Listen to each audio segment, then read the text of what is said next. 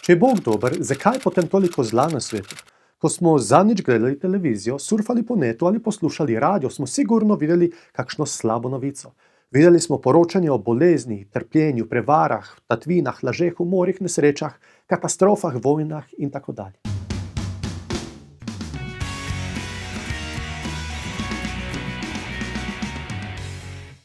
Žal, zlo je zelo prisotno v našem svetu, posledično pa tudi gorje in trpljenje. Nekje je prisotno večje zlo, nekje manjše. Nekje povzroči več trpljenja, nekje manj. A vseeno, ne glede na to, kako veliko je zlo, zlo bo vedno zlo. Če je Bog res vse ustvaril, kar obstaja, ali ustvaril tudi zlo?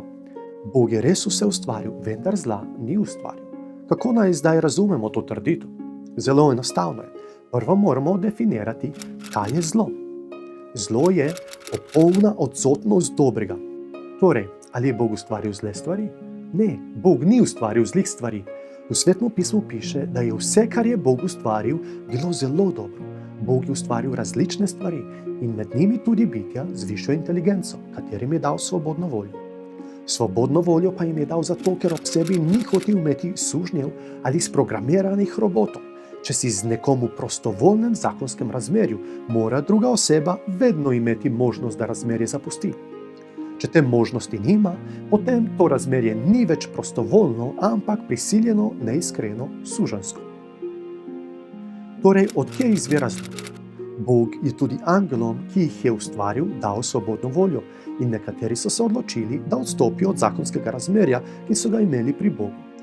Vsako dejanje pa ima svoje posledice.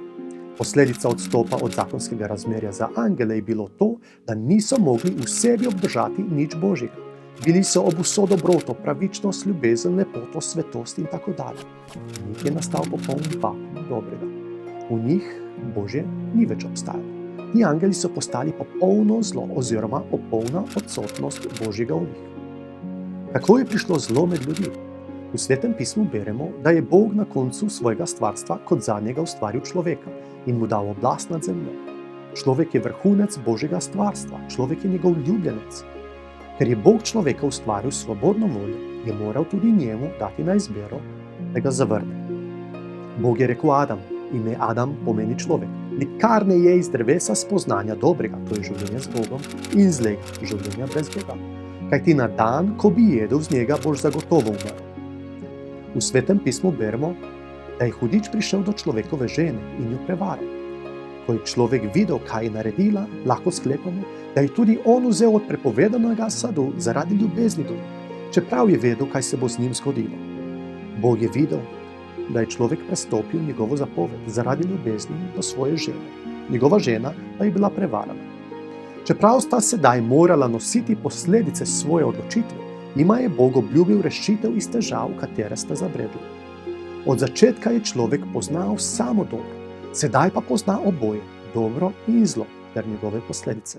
Vidimo, da je v človeku kapaciteta dobrega in zla. Do človekovega padca v greh je Bog vladal z dobroto preko človeka.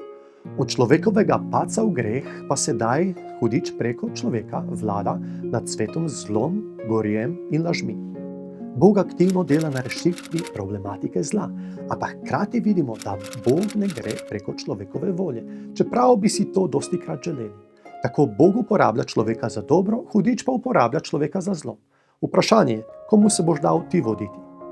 Dobremu Bogu ali zlemu hudiču? Vesela novica je, da je Bog pripravil rešitev, poslal iz nebe še en prototip človeka. In Sveto pismo ga poimenuje poslednji Adam. In v temu poslednjemu Adamu je moč, da odstrani zlo iz človeštva. Tako je tudi pisano. Prvi človek Adam je postal živa duša, poslednji Adam pa oživljajoči duh.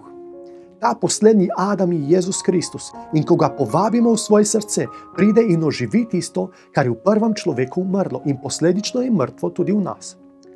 Ko Božje kraljestvo pride v nas po veri v Jezusa Kristusa, je zlo v nas uničeno. Predamo Bogu oblast nad našim življenjem, da vlada v nas z dobrim.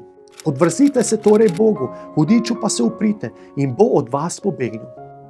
Povabi Jezusa v svoje življenje, začni verovati vanj z vsem srcem in Bog ti bo dal moč po Svetem duhu, da bo zlo pobegnilo od tebe. In tisto, kar je bilo mrtvo, bo živelo. Sedaj bo lahko Bog zopet kraljeval z dobroto v tvojem življenju in prišel bo dan, ko bo vse zlo dokončno odstranjeno z vsega sveta. In vsakdo, ki ima to upanje, naj reče, tako naj se zgodi. Sem Andrej Zelenjak za Center Evangelij danes.